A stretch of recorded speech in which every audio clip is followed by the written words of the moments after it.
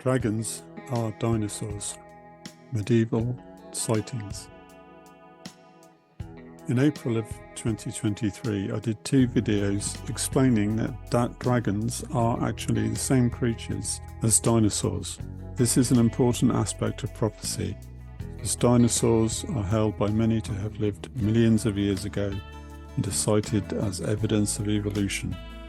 My point here is that every culture in the world has reports of dragons, and they existed up until the Middle Ages, maybe beyond. History is only 6,000 years old. Men and dragons coexisted. One of the earliest prose poems we have in English is the Epic of Beowulf. The poem survives in a single manuscript copy that was made about 1000 AD. However, the events in the poem take place over the 5th and 6th century AD in Denmark. The writers of the epic have several words to describe the different types of dragons or serpents that the people of the poem were dealing with. I am indebted to Bill Cooper, who wrote the book After the Flood, for the following list of serpents identified in Beowulf. So we can see the Saxon words for the types of dragons from Beowulf on the left, then a literal translation of what that means in modern English. Image of a dragon, either an AI image or something taken from a medieval bestiary, and then we can see possible dinosaur equivalents to that dragon.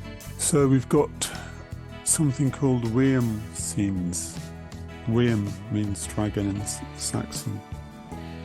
Literal translation is wormkind, a race of monsters and serpents, which we now call dinosaurs.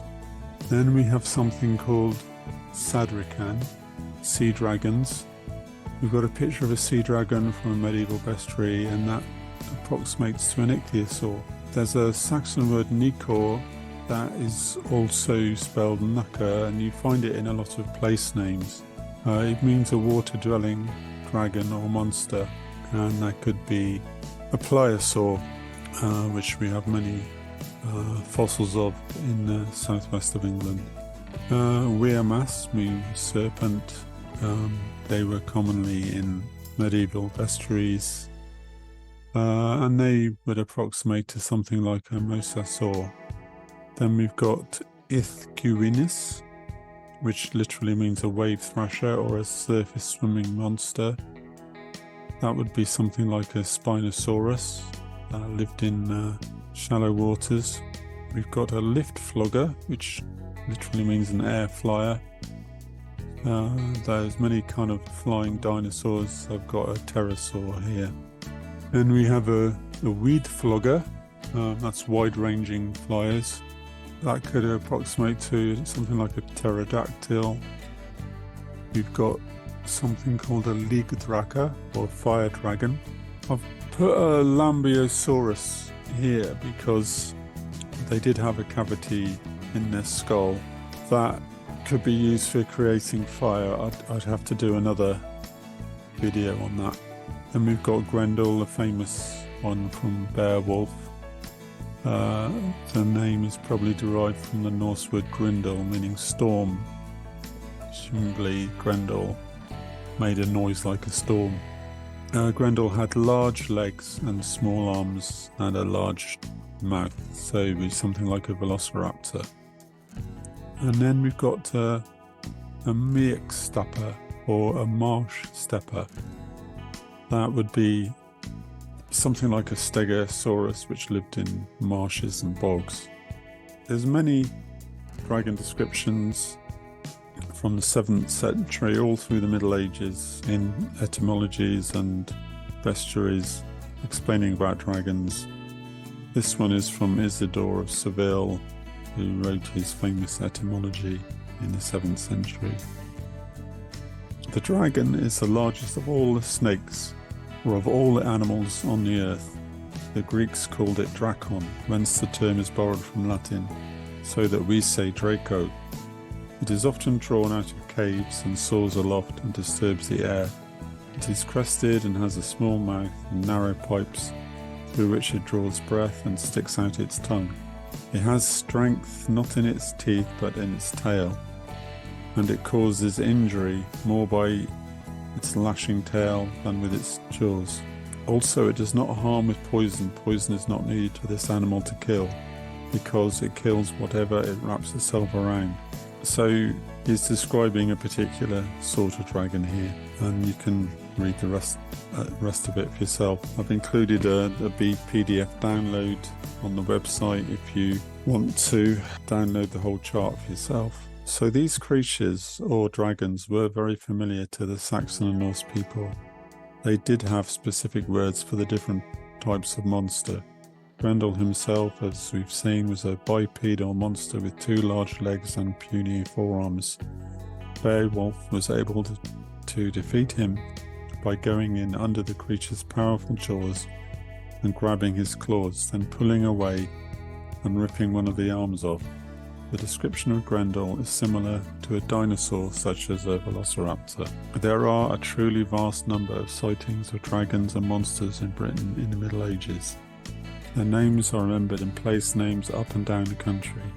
There are innumerable carvings and pictures from the Middle Ages recording dragons. In Wales there were reptilian species known as the adanct or afanc, which was a lake monster, and the carog. The adanc survived until comparatively recent times at such places. You'll have to forgive me if you're Welsh for my pronunciation, as Bedir afanc near Bryn Berrien, Llyn i'r afanc above Betws y Cywyd on the River Conway.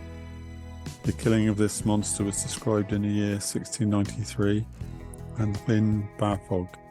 A carog is commemorated at Carog near Corwen and at Dol y Carog in the Vale of Conwy. Winged serpents were also commonly sighted in Wales right up until the early 20th century, when they were reportedly seen in the woods around Penllyn Castle in Glamorgan. They snapped on the local produce and sparkled and shimmered when escaping farmers. These brilliantly coloured flying feathered serpents were said to inhabit the woods of Penllyn as recently as the mid-19th century. People who were old men and women at the beginning of the 20th century recalled them well from their youth. They said the crested dragons of Penllyn were prone to raid chicken coops and as a result were hunted into extinction. There are hundreds of such sightings around Britain, especially in the Middle Ages, but also up to relatively recent times. I will continue with more historical reports of dragon sightings in the next part of this series. For now though, just consider the number of place names, crests, carvings, etc. there are that depict dragons. I'll finish the video with some pictures of these things. Thank you for listening. If you found this video interesting, you can find more information at prophecy-workshop.com.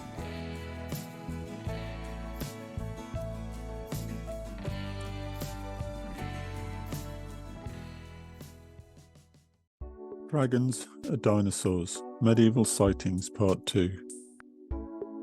It's interesting to me that there are so many dragon sightings in Britain in the Middle Ages, and from so many different sources. One of the most famous is St. Columba's meeting with what we would now call the Loch Ness Monster in 565 AD. The incident is recorded by Adoman of Iona, a 7th century abbot and relative of the saint, in the Vitae Columbae, or the Life of St. Columba.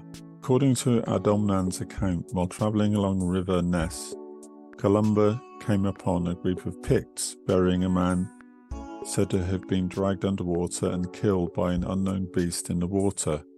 One of Columba's companions decided to cross the river himself and is subsequently pursued by the creature, which opens its jaws with a terrible roar. Columba saves his friends by making the sign of the cross and commanding the monster to go no further nor touch the man, go back with all speed. The creature beats a hasty retreat, and the astonished Picts glorify God. Another sighting from the year 793 AD was recorded in the Anglo-Saxon Chronicle. This year, dire forewarnings came over the land of the Northumbrians. and miserably terrified the people. These were excessive whirlwinds and lightnings and fiery dragons, and were seen flying in the air. A great famine soon followed these tokens, and a little after that, in the same year, on the 6th of the Ides of January, that is the 8th of January, the ravaging of heathen men lamentably destroyed God's church at Lindisfarne through rapine and slaughter. So in these reports we see a monster that lived in water and dragons that flew. Both types of creature, as we saw in a previous video, were recorded in Beowulf. Dragons are everywhere in medieval literature.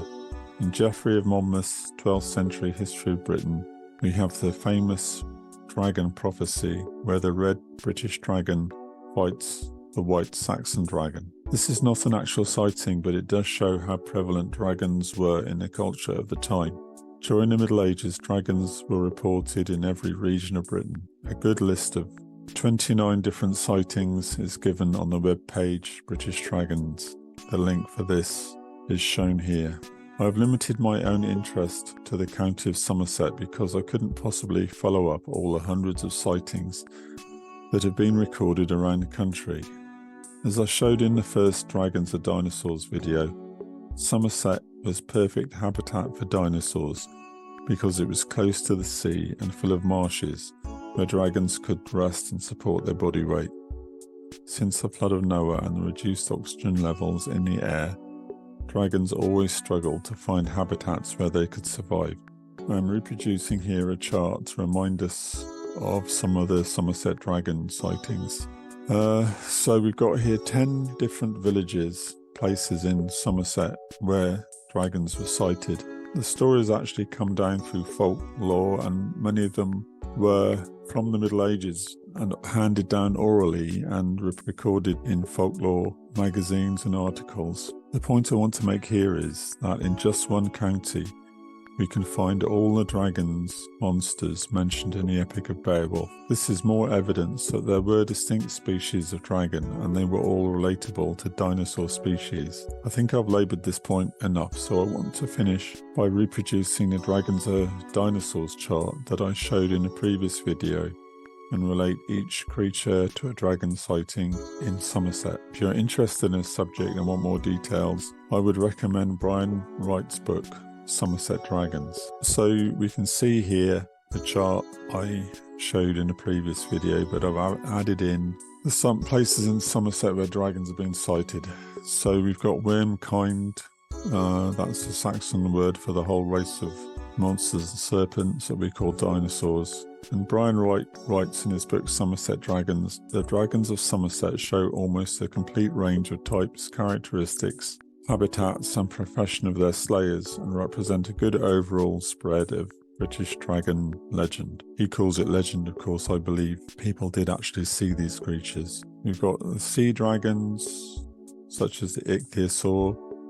In the village of Kill, the dragon called Blue Ben went into the sea to cool off. They got stuck in the mud and drowned when the tide came in. So a fossil of an ichthyosaur has actually been found at this location, and you can still see ichthyosaurs in Taunton Museum. Then we've got the Nikor or the Knuckler, a water-dwelling dragon, which is maybe a pliosaur.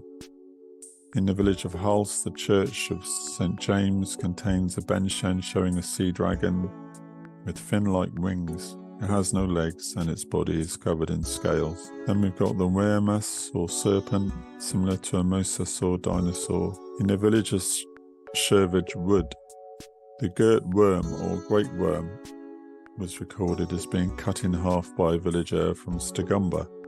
One half ran to Bilbrook, the other to Kingston St Mary.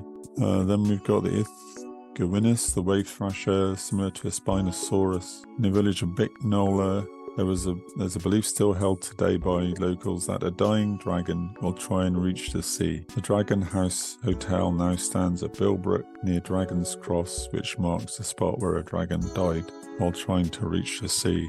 The lift flogger, the air flyers, maybe pterosaurs. In the village of Allah, the dragon of Allah breathed poison and had the shape of a great flying serpent. It terrorized the neighborhood until killed with a spear by a knight called John of Alla. Then we've got the white flogger or the white flyers, maybe pterodactyls. In Somerset we have the wyvern. The wyvern is a form of dragon that can be seen in carvings and stained glass windows all over Somerset. It has 2 legs and wings. The name derives from the Anglo-Saxon word weaver, or a serpent. The flag of Somerset has a wyvern on it. Then we've got the Lig Dragger or fire dragon. In the village of Kingston, St Mary, a dragon lived nearby and breathed out flames, which it used to cook its animal and human victims. A villager rolled a large stone down a hill into its mouth and killed it. We've got the Grendel, maybe a velociraptor. In the village of Norton Fitzwarren, a man-eating dragon which lived in an Iron Age hill fort was killed by a local man named Fulk Fitzwarren. Then finally the Mix Stapper or the Marsh Stepper, maybe something like a Stegosaurus. In the village of Carhampton, a Celtic saint named Saint Carantoc defeated a dragon which lived on the local marshes. So that's just more evidence that dragons were real. All the different types were actually seen in one county as well as being seen all over the country. What I'd like to do in the next video is look at the spiritual and prophetic significance of dragons. Dragons, their spiritual and prophetic significance. I've tried to show in the previous videos that dragons are the same creatures as dinosaurs. The vast number of stories involving dragons, particularly in the Middle Ages, is sufficient evidence for me that dragons are real and coexisted with humans. In the Bible, dragons are usually connected with evil and with Satan himself. However, they are also cited as the pinnacle of God's creation. The behemoth, a land dragon in the book of Job, is described as follows. Job chapter 40 verse 19. He is the chief of the ways of God. This creature was huge, with a tail like a cedar tree. It lived in fens and marshes, and would be something like the Meekstapper marsh stepper in Beowulf. Similarly, the sea dragon monster known as the Leviathan is described as one of the greatest of God's creatures. Job chapter 41 verse 33. Upon the earth there is not his like, who is made without fear. The Leviathan is described as being covered in scales and breathing fire. It would be something like the Ithgewinnis or wave thrasher described in Beowulf. So biblically speaking, dragons are not all bad. The serpent in the Garden of Eden was just one branch of the dragon family and was known for being more subtle, that is crafty, than any other beast. Serpents do not have legs, because the curse on them was to crawl on their belly. Genesis chapter 3 verse 14. And the Lord said to the serpent, Because thou hast done this, thou art cursed above all cattle, and above every beast of the field. Upon thy belly shalt thou go, and dust shalt thou eat all the days of thy life. The other members of the dragon family do have legs, and are not under this curse. However, it is true that dragons do tend to be associated with evil. The Leviathan is currently still living somewhere in the depths of the ocean, and will eventually be killed by the Lord himself. Isaiah chapter 27 verse 1. In that day the Lord with his sore and great and strong sword shall punish Leviathan, the piercing serpent, even Leviathan, that crooked serpent, and he shall slay the dragon that is in the sea. Traditionally, dragon sightings have been taken as portents or omens of evil. The Anglo-Saxon Chronicle tells us that in 793 AD, when dragons were seen in the sky above the holy island of Lindisfarne, they presaged evil days to come. AD 793. This year, dire forewarnings came over the land of the Northumbrians and miserably terrified the people. These were excessive whirlwinds and lightnings, and fiery dragons were seen flying in the air. A great famine soon followed these tokens, and a little after that, in the same year, on the 6th of the Ides of January, the 8th of January, the ravaging of heathen men lamentably destroyed God's church at Lindisfarne through rapine and slaughter. Interestingly, in China, dragons are also omens of evil. In AD 373, Chinese records chronicled fire dragons lighting up the sky before a significant quake, leaving people in awe and dread. So there seemed to be two aspects to dragons. In the natural, they were just beasts that always seemed to be hungry and caused trouble by eating the livestock in their area. In the spiritual realm, they represent evil and darkness. However, it's worth noting that, like any beast, they could be tamed by bringing them under the authority of Jesus. We have many stories of saints of old, such as Saint Carantoc and Saint Columba, who were able to control them. Finally, I could not end without mentioning the fact that Satan himself is characterized as a dragon. Revelation chapter 20 verse 2. And he laid hold on a dragon, that old serpent, which is the devil and Satan, and bound him 1,000 years. Satan was an angel who rebelled against God and fell from heaven. God did not allow him to inhabit a man, as man is made in the image of God. Satan therefore inhabited the serpent, which was the greatest of God's creatures, but still just a beast, not made in God's image. Revelation chapter 20 verse 2. And he laid hold on the dragon, that old serpent, which is the devil and Satan, and bound him 1,000 years. Satan's physical form is that of a dragon or serpent. Although he is crafty and able to appear to us in many different guises, these are actually disguises. His real form is that of a serpent. So thank you for listening. If you found this information interesting, you can find more information at prophecy-workshop.com.